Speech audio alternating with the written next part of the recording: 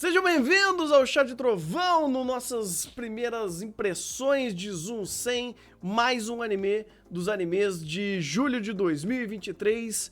E eu posso dizer, sem medo de ser feliz, que essa daqui é uma das melhores estreias que eu já assisti em muito tempo. Se eu posso fazer um top 10 de melhores estreias da minha vida, acho que Zoom 100 tava lá. Porque isso daqui é outro nível, em vários aspectos.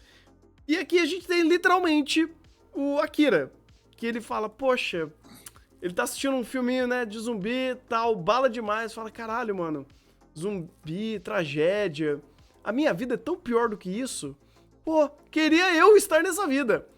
Aí ele vai dando um rollback desde o começo, ele começa a ser um assalariado, sai do ensino médio, sai da faculdade, começa a ser sua vida de salaryman, e numa vida que começa brilhante, que começa feliz, e ao longo do tempo ela descarrilha pra um nível assim desumano, até eventualmente acontecer de fato na vida dele um apocalipse zumbi, e ele fala, caralho, mano, isso daqui é muito melhor do que a minha vida real.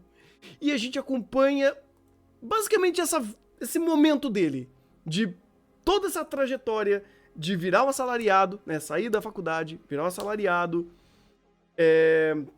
se degenerar ao longo do tempo, começar essa vida de pós-apocalipse,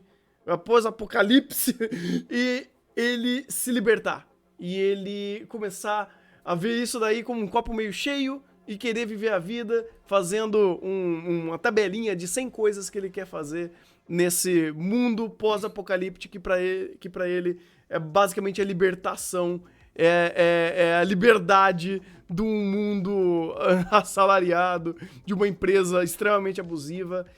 E, cara, esse anime é ouro, porque ele é extremamente competente em tudo que eu poderia dizer. Tanto que eu tava brincando com o pessoal que eu falei, eu não sei o que falar, porque eu posso falar tudo. Eu não sei necessariamente o que eu não sei o que falar. Tipo, meu Deus, eu ficou confuso.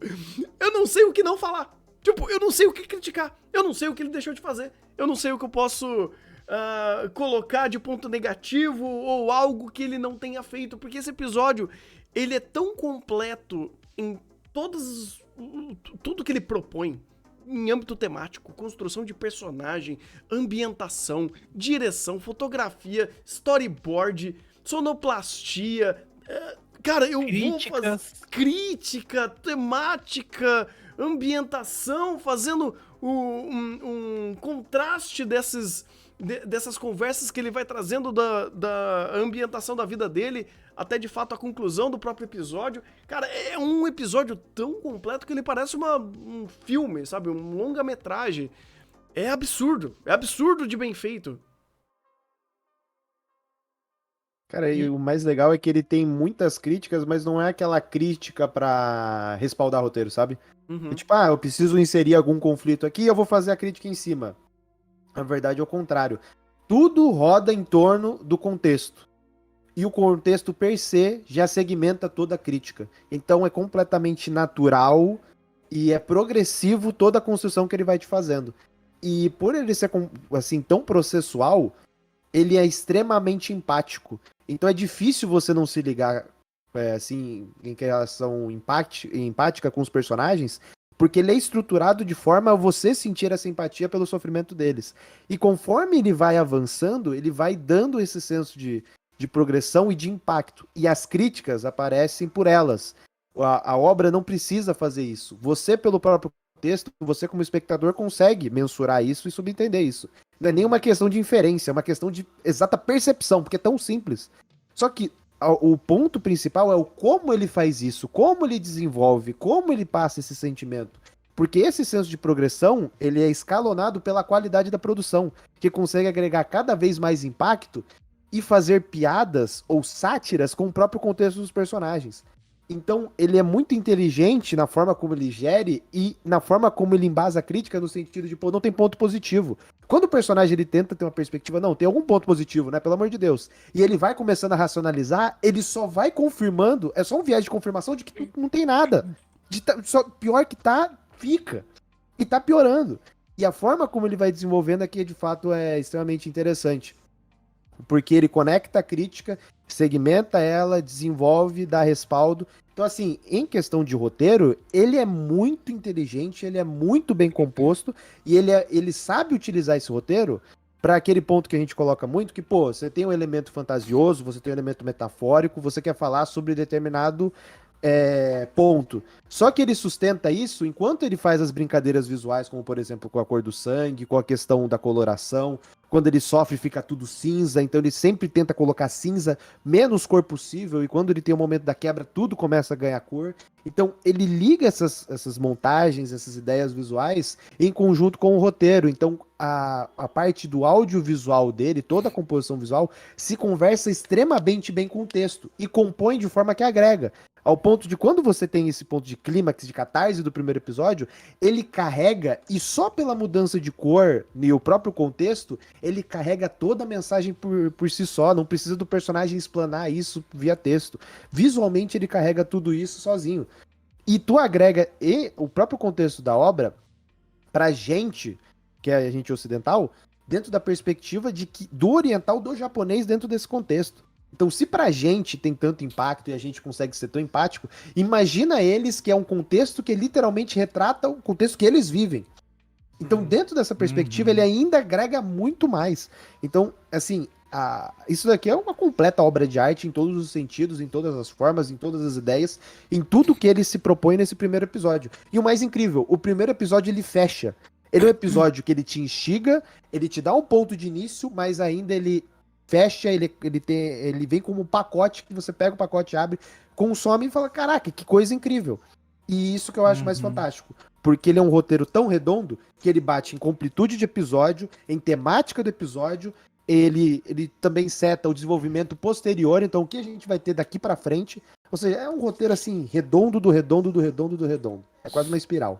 Só dando mais um ponto ao que o Igor tá falando, esse ponto é tão interessante porque você, principalmente do visual que a gente teve, né, que é o que mais chama atenção também, tirando todos os outros pontos, ele começa com o episódio todo cinza, ele assistindo o filme, vendo essa tragédia, e quando corta pra ele, novo, como o Thunder já explicou no começo, saindo da faculdade e indo trabalhar, o mundo pra ele é todo colorido, é todo belo. E conforme vai passando os anos que ele tá trabalhando, vai ficando cada vez mais cinza e a cada ano cada vez mais cinza. Até o ponto de que ele não aguenta mais e ele pensa, tipo, em várias coisas, como o próprio suicídio. Pô, isso daqui tá me atrapalhando. Se isso não existisse, talvez eu poderia ir pra frente, sem problema algum. E quanto mais vai passando, mais depressivo, mais pra baixo eu não quero viver nessa vida, não quero mais viver nesse mundo. Isso pra mim já deu.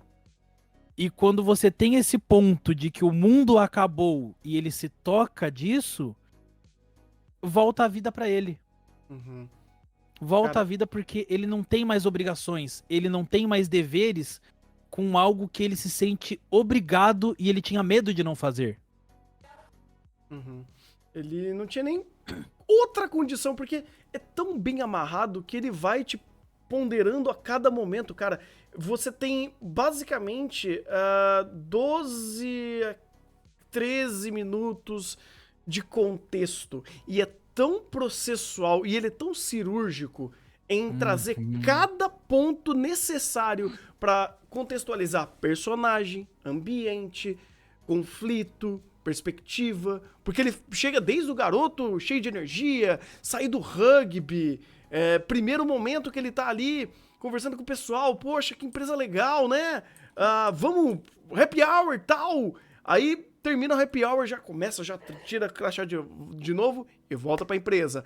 E tudo isso taimado com excelentes transições de cena, com uma narrativa cinematográfica assim absurda, cara. O que ele utiliza de paleta de cor, de enquadramento, de storyboard pra te passar sentimento, sensação, pra te engajar nessas transições rápidas, nesses pequenos momentos que eles vão abordando cada detalhe daquela vida dele, pontual, pra sempre estar agregando a personagem, a perspectiva, a essa constante maré de trabalho que ele vai sendo soterrado, utilizando ele como personagem pontual e focal pra te passar uma situação de, pô, tal cara desistiu, vem pra cá, você vai assumir essa responsabilidade. Ou o cara falando, pô, tô há 200 horas trabalhando no remunerado, já acumulei mais de 200 horas. E ele sempre usando os personagens de fundo pra, de fato, debater sobre questões do world building ali da empresa, dos conflitos, dos problemas que eles têm. E, cara, é tão timado, e ele vai pegando, vai subindo, vai descendo, vai usando comédia, vai usando o drama. Ele é muito dinâmico de fazer esse nivelamento de momentos. É sempre sobe, desce, ganha, perde. Criar expectativa, criar alguma coisa positiva e plau, dar uma porrada logo em seguida. Por exemplo, tem quando ele vai fazendo esse sobe e desce, tem uma coisa muito interessante que logo, mais pro terceiro ano dele, quando já tá todo mundo desistindo e tudo mais, você tem essa personagem aqui, que é o grande amor da vida dele, o primeiro grande amor dele. E é muito sutil como ele mostra que ela só está ali servindo àquele momento, porque ela é queridinha do chefe. Quando eu digo queridinha do chefe, entenda que ela trabalha de um jeito diferente para o chefe. E ela do sofá. E ela consegue manter a sua sanidade, pelo menos física. Ela não parece um zumbi, olha só, aqui dentro dessa empresa, porque ela tem esse trabalho. Porque o resto dos outros personagens que foram apresentados ao longo do tempo, eles estão cada vez mais destruídos. A empresa está cada vez mais com problemas. E é uma progressão de eventos, uma progressão processual de informações assim absurdo, cara. É incrível, porque é tanto detalhe, tanto ponto que eles conseguem trazer aqui, que você volta, percebe cada detalhe, entende toda a amarração, Nossa, cara, que maravilhoso. Eu tô chorando, eu quero chorar. Eu queria dar mais um ponto, Thunder, de que assim, esse foi o sentimento de que eu tive assistindo. Uhum. Nos primeiros, acho que foi, se a gente juntar, eu acho que não dá 10 minutos essa parte inteira mostrando o passado dele. Não, dá 12 minutos, então, metade do episódio. A sensação de que eu tenho é que parece que toda a informação foi passada em 1 hora. Uhum. Porque é tanta coisa pra você absorver que parece que realmente foi um filme que você viu. Sim, sim. Só que foi um período muito curto. Eu não tô falando de tipo, não, maluquice. É 1 hora de informação, você tá falando que foi demorado? Não. É porque o tanto que você absorve, você consegue absorver tão rápido tudo isso que tá sendo passado na tela, que você tem essa sensação. Porque você se vincula ao personagem muito rápido. Como o Igor já tinha falado também. Não é só porque você sente a dor dele, mas é porque é crível. Exato. E o que ele utiliza pra isso, além de transições rápidas e pontuais, é um texto muito coeso. Porque é uma situação, uma informação, uma cena que ele passa com poucos diálogos, só que é tão assertivo que aquela informação fica contigo. Porque ela é uma informação que é crível e é empática ao personagem e contextualiza a percepção da situação dele ou do momento que ele tá vivendo. Então, quando ele vai fazendo isso múltiplas vezes com múltiplas cenas, é muito rápido. E as cenas são o quê? Pequenas, 10, 15, 30 segundos no máximo, uma cena que discorre pra criar um momento da obra. E esse momento é importante porque ele tem muita informação, ele tem muito valor, tem muitas ideias de transições, de passagem de tempo maravilhosas. Tem uma daqui no começo que ele tá, uma das primeiras vezes que ele volta pra casa, que ele vai literalmente andando, você tá na rua, ele entra no corredor de casa, tá no quarto, deita, levanta, volta pro dia seguinte. E sabe, pauleira porque é muita informação. Só que ela não cansa, porque é fluida, porque é bem pensado, porque é bem diluído. Então é engraçado pensar que ele é muito rápido, mas é muita informação e ele te agrega todo esse tipo de valor, seja por texto, seja por direção, seja por tudo que ele utiliza pra criar narrativa. É uma obra, sim, espetacular, cara. Isso daqui é coisa de gênio. Não é uma não, são várias, em todas as esferas da produção. Sim. Porque não tem nenhum elemento, nenhum lado que deixa a peteca cair. Uhum. Em todas as esferas da produção, em todos os âmbitos, em todas as possibilidades, todos os profissionais mandaram extremamente bem pra fazer isso daqui. Porque isso daqui não nasce só de 1, 2, 3 nomes. É todo mundo. Todo mundo. É todo mundo. É todo mundo, cara. É um projeto, assim, brilhante. Brilhante. Eu tô, assim, cara, com a cabeça fervilhando, porque se fosse parar pra conversar de cada momento, fazer um chá dele, a gente faria um chá de 2 horas do primeiro episódio. Porque, cara, mas tem tanta é um chá coisa. de sociologia. Sim, sim. Sim, o Maurício ia adorar esse episódio, tá? Depois eu vou puxar ele pra falar dele. Sim. Ele vai ser adorar muito bom. puxar referência de como eles falam sobre essa situação extremamente desumana. Russi falam, né? Nossa, e como falam, né? Uhum. Porque daí você já começa a puxar outras referências e vai. Aqui é um mar de informação, cara. Esse anime é brilhante e ele é muito cirúrgico na crítica que ele faz. Tanto na crítica direta, explícita, quanto numa série de outras críticas indiretas que advêm dessa, né? Do excesso de trabalho, da situação análoga aos zumbis, aos mortos-vivos que os salarymans vivem no Japão, e não só do Japão, mas muitas outras empresas, não sei se o termo certo é headhunter, essas empresas absurdas que, assim, esmigalham um funcionário e você acumula 200 horas mensais não remunerada. Então, assim, é um show, cara. É um baile de temática aqui. É um tapa na Inclusive, cara da sociedade. Esse daqui é basicamente o prólogo de todos os isekais do assalariado que vai pro Isekai, né? Nossa, nem me fala, Nossa cara. Nem me... senhora. Ai, Eu Esse aqui é literalmente o prólogo. Passou isso na minha cabeça um momento quando eu tava assistindo. Eu falei, cara, eu já vi tanto Isekai que tenta retratar uma vírgula do que esse anime faz e erra desgraçadamente. Que eu falo, poxa, faz o seguinte, pega qualquer premissa de Isekai, começa com Zoom 100 e depois você faz sua história.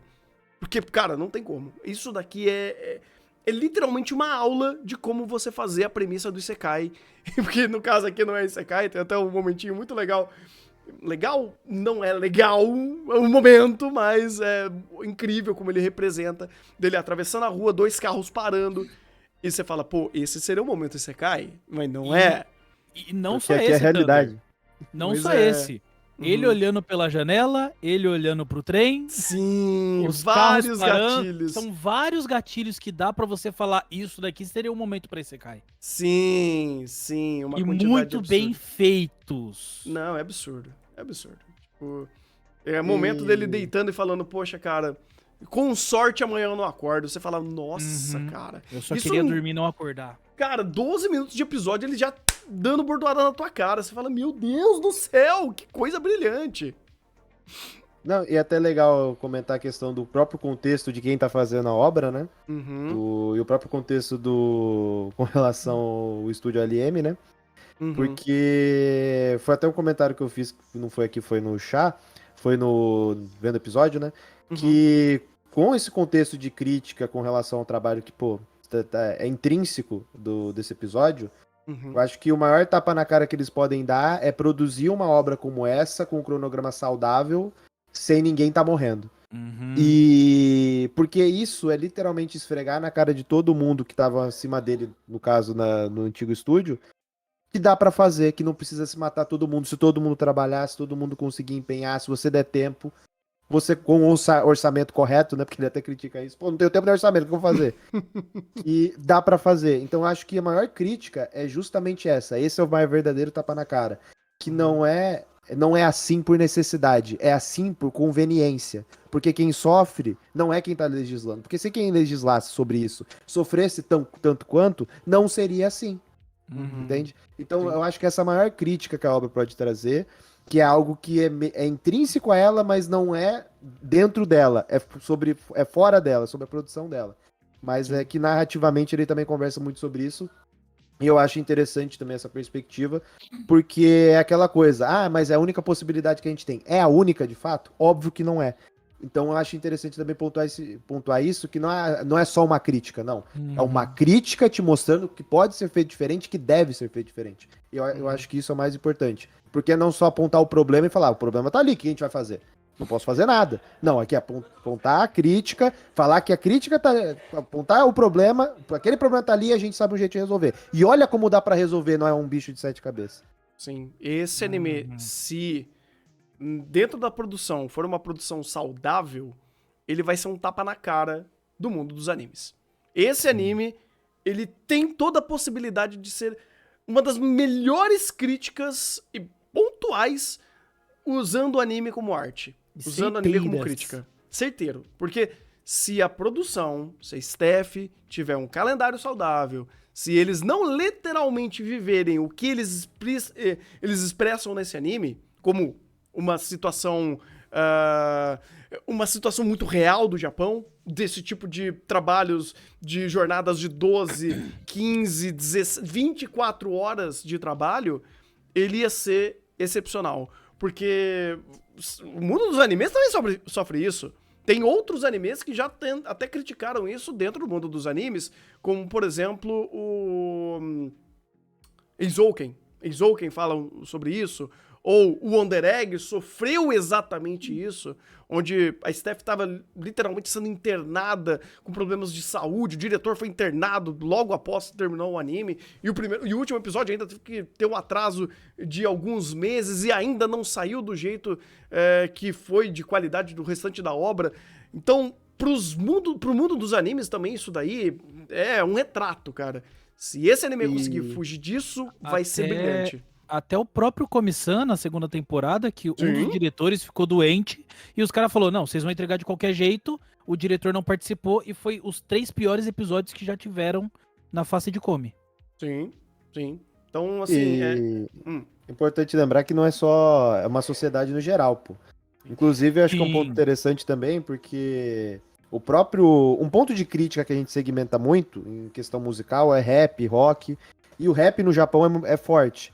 O Miyachi é um dos caras do rap no Japão, que ele faz uma música que se chama Mainichi, que em inglês é everyday, em português todo dia. E é justamente sobre esse processo, sobre como você vive literalmente repetindo, todo dia a mesma coisa, todo dia é o mesmo inferno. E engraçado que exato o ciclo que ele coloca aí, de trabalho, brigar com o chefe, sofrer com prazo, happy hour com pessoas só pra falar que estamos felizes, transição de cena, voltamos. Esse exato ciclo ele repete também no clipe que ele faz. Então, é um ponto que não é específico só da indústria, por exemplo, de animação, é um ponto social intrínseco do Japão, que é ilustrado até musicalmente esse ponto com relação a esse problema. Então, eu acho interessante pontuar isso, porque que a crítica não fique presa só aos estúdios por conta da associação e o contexto da obra. Isso é geral. E eu acho importante pontuar isso, porque querendo ou não, determinados elementos só mudam socialmente, culturalmente, a partir do momento que eles são criticados e expostos, ainda mais no contexto globalizado. Vide a Copa do Mundo Catar. Então, muda-se pragmatismo de trocentos anos por conta de uma exposição e de críticas sobre determinado elemento. É difícil? É demorado? Sim. Mas é um meio. Então eu acho interessante também colocar esse ponto, porque, querendo ou não, é exibição mundial. Esse é o retrato do Japão pro mundo. A gente vê o Japão dessa forma, porque a obra te descreve dessa forma. E quando tu olha pro contexto real, é respaldado. Então não é uma alegoria, não é o fictício. Então eu acho também importante pontuar esse ponto, porque é aquela coisa, a crítica pela crítica, o que muda? Muda que a gente começa a entender mais, consegue respaldar mais quem tá nessa staff, quem tá trabalhando, quem tá repassando essa crítica, pra gente entender o contexto, porque é aquela coisa, a gente tá sentindo isso, então a gente tá refletindo também o que eles estão passando lá. Então, querendo ou não, se em determinado momento essas pessoas que passaram por isso subirem e forem os cargos mais altos da indústria, aumenta a chance disso não se repetir.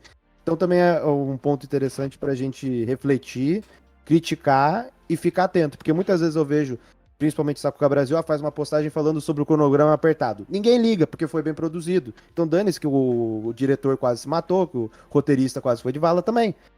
Quando esse deveria ser um ponto que a gente mais deveria se atentar, porque são esses caras que produzem as obras que a gente gosta. Você gostaria que a pessoa que produziu, por exemplo, eu gosto lá de X diretor, que ele se matasse pra produzir uma obra e quase se escanhambasse porque ele precisava entregar dentro do prazo? Óbvio que não. Tu quer que ele faça o melhor, que ele tenha prazo, que ele consiga trabalhar e viver bem. Sim. Mas só que dentro da indústria não é essa a realidade. Então esse deveria ser um ponto que a gente deveria ficar mais preocupado do que a própria entrega em per se da produção em si. Então eu acho também um ponto importante nesse sentido, porque muitas vezes critica, mas dane-se que foi pro cronograma foi apertado. Não importa, foi bem produzido. Ó, tô olhando aqui, a animação tá bonitinha na minha tela. Não, gente, não caia nessa perspectiva. Igor, É verdade. Porque se você cair nessa perspectiva, a indústria está fodida e as pessoas que trabalham nela estão mais fodidas ainda. parafraseando um pouco o que você tá falando, no caso Zoom 100, se manter dessa forma e se tiver os prazos que precisam, indiferente do tempo, para eles poderem fazer com calma, sem se matar e ter o sucesso que merece se acontecer dessa forma, Zoom 100 talvez possa ser uma das chaves para começar uma mudança na indústria dos animes no futuro. Seria bom. Seria bom. Esse daqui seria um bom estopim pra isso. E vou ficar de olho. Eu também vou ficar de olho. É bom a gente cobrar isso também, porque um tempo atrás eu tava falando, se uma obra ela já é inerentemente conhecida, se ela já fez sucesso, ela teria que, também ter uma boa produção, ter um bom anime, né? E hoje em dia não é só isso, não é só você ter um Kimetsu com uma produção bonita, um Jujutsu, um Bleach com megas produções, elas têm que ser saudáveis. Eu acho que isso daí é um próximo passo muito bom, que deveria evoluir da indústria. E esse é um passo muito difícil, porque infelizmente a cada ano que tá passando tem muitas produtoras que tá só entubando calendários cada vez piores em cima de estúdios, em cima das suas staffs, na mesma Aniplex, né? Então assim, eu gostaria que essa crítica de Zoom 100, ela fosse muito além do que apenas um excepcional anime, mas que ela também vale pra talvez mudar alguma coisa, um grãozinho, ser aí uma pequena brisa por uma boa mudança, que a gente gostaria que o mundo dos animes, né, que a indústria dos animes fosse mais saudáveis, que tivesse projetos mais saudáveis, que suas equipes, seus funcionários também não se matassem pra fazer os animes que a gente tanto ama, né? Eu acho que isso daí deveria ser o padrão, né? A gente gostaria que as pessoas produzissem sem se matar, como se matam hoje pra fazer os animes que a gente tanto gosta. Espero que isso daí tenha uma mudança. E é isso, cara. Vamos ver o que vai ser Zoom 100. Espero boas coisas vindo pra indústria e, claro, pra esse projeto também. Vamos ficar de olho pra ver se vai ser um projeto saudável. E é isso, cara. Maior primeira impressão que a gente fez aqui, porque, meu Deus do céu, que anime maravilhoso. Que filme que a gente viu. E é isso. Esse foi o Zoom 100. Vocês precisam assistir esse anime, porque este anime está maravilhoso. E fiquem aí para mais vídeos também, né? Continue acompanhando nossos projetos aqui, nos cards aqui em cima. Se você ajudar também, ajudaria muito você mandar o seu joinha, compartilhar com todo mundo, se inscrever também para não perder nenhum outro vídeo e acompanhar nossas lives lá na Twitch, que fazemos de segunda a sábado, a partir das 2 da tarde, falando sobre esses animes, assistindo esses animes, fazendo outros debates muito legais por lá. Então, convite tá dado. Eu vou ficando por aqui, um bom anime e até o próximo vídeo.